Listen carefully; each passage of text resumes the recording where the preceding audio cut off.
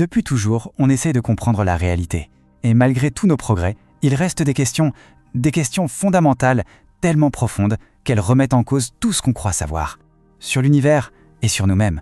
Alors, de quoi s'agit-il exactement? Si on devait prendre toutes les questions de la science et n'en garder que deux, les deux plus grandes énigmes, quelles seraient-elles? C'est là que notre exploration commence. Les voici. La première nous tourne vers l'extérieur, vers le cosmos, l'infiniment grand. La seconde, elle, nous ramène à l'intérieur de nous, au cœur du mystère de notre propre existence. Deux questions qui semblent très différentes, mais qui sont peut-être, au fond, les deux faces d'une même pièce. Commençons par le dehors. On va plonger dans cette première énigme, de quoi est fait notre univers? Et attention, parce que les chiffres sont, disons, assez déconcertants. Ce premier chiffre est déjà énorme. La science pense que 70% de l'univers est constitué d'énergie sombre. C'est une force complètement mystérieuse qui pousse l'univers à s'étendre de plus en plus vite. Et le plus fou, personne ne sait ce que c'est. Et attendez, ce n'est pas tout. Sur les 30% qui restent, 26% seraient de la matière noire.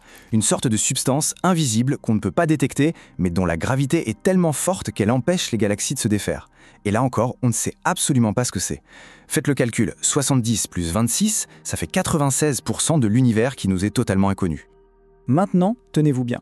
Dans la matière qu'on connaît, la nôtre, quasiment tout est du gaz et de la poussière. Au final, tout ce qui est visible, chaque étoile, chaque planète, chaque galaxie, ne représente que 0,01% de la réalité. C'est à peine croyable. Notre univers visible n'est qu'un grain de poussière dans un océan d'inconnus. Bon, après ce voyage dans l'infiniment grand, on va retourner complètement le télescope. Parce que l'autre grande énigme, elle ne se trouve pas dans les étoiles, mais juste là, derrière nos propres yeux. C'est le mystère de notre espace intérieur. On l'appelle le problème difficile de la conscience. C'est son nom officiel. La question en soi est simple. Comment un simple amas de cellules, notre cerveau avec ses réactions chimiques et ses petits signaux électriques, peut-il produire l'expérience d'être en vie? Ça illustre parfaitement le problème.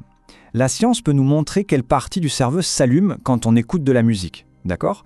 Mais elle ne peut pas du tout expliquer le saut entre ces réactions chimiques et l'émotion qu'on ressent.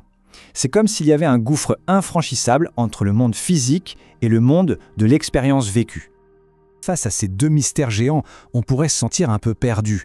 Mais l'histoire nous apprend que notre compréhension de la réalité a toujours évolué. Chaque grand modèle a fini par être remplacé par un autre, encore plus large. Et si on était justement à l'aube d'un nouveau changement de perspective, un changement radical? Regardez un peu ce chemin parcouru. On est passé d'un univers divin à l'univers horloge de Newton, où tout est mécanique et prévisible. Puis Einstein est arrivé avec son espace-temps élastique. Et on a fini par atterrir dans le monde étrange de la physique quantique, où la réalité elle-même semble attendre qu'on la regarde pour vraiment exister. C'est le point clé de la physique moderne. Les particules n'existent de manière concrète que quand on les observe. Le reste du temps, ce ne sont que des ondes de possibilités. Ça suggère une idée folle. Peut-être que l'acte d'observer ne fait pas que découvrir la réalité, mais qu'il participe à la créer. Et si, pour résoudre nos deux grandes énigmes, on retournait complètement le problème?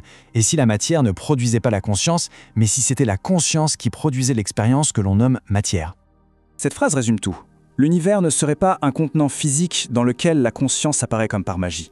Non, l'univers, c'est ce qui se passe dans la conscience. La conscience est le contenant. Dans ce modèle, les briques fondamentales de la réalité, ce ne sont pas les atomes, mais ce qu'on appelle les qualia. Ce sont les unités brutes de l'expérience. Une couleur, un son, une sensation. Avant même qu'on mette des mots dessus, ce sont de pures qualités d'expérience. Et voilà comment notre monde se construirait. Tout commence par cette expérience brute, ces fameux qualia. Puis on leur donne des noms, on colle des étiquettes. Et à partir de ces étiquettes, on crée des concepts de plus en plus complexes comme l'esprit, le corps ou même l'univers. Ce sont des constructions humaines pour organiser l'expérience. Cette idée, si on la prend au sérieux, a des implications profondes, pas seulement pour la science, mais aussi pour notre propre identité, notre place dans ce grand tout. Le poète Rumi l'a exprimé d'une manière magnifique. On se voit souvent comme ça, comme une petite conscience perdue dans un immense univers physique, une simple goutte. Mais si la conscience est première, alors le rapport s'inverse. Chaque point de conscience individuel n'est pas juste une petite partie de l'univers, il contient en quelque sorte l'univers tout entier, parce que c'est en lui que l'expérience de l'univers se déploie. Voilà l'idée finale. Notre conscience individuelle n'est pas un phénomène isolé. C'est comme une vague à la surface d'un immense océan de conscience universelle. Un océan qui, à travers nous, fait l'expérience de lui-même. En d'autres termes, on n'est pas dans l'univers, on est l'univers en train de s'expérimenter. Et tout ça nous laisse avec une dernière question, vertigineuse. Si l'univers n'est pas un objet fixe et matériel, mais une activité, une expérience dynamique dans la conscience, alors quelles sont les limites? Qu'est-il possible de créer, de vivre, d'explorer? La question reste ouverte.